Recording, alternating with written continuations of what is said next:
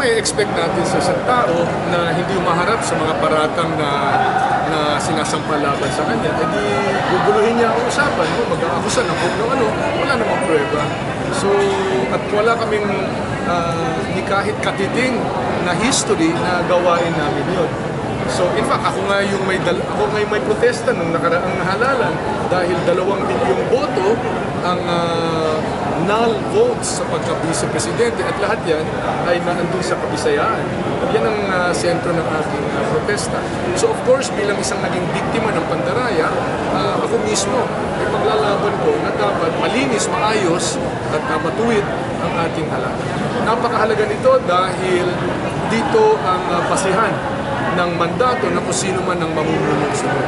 Kaya nakita natin kung ano nangyari sa bansa natin nung nagkaroon ng kwestiyon sa mandato ng pamunuan. Kaya napakahalaga na susunod ng halalan ay maging maayos at matuwid.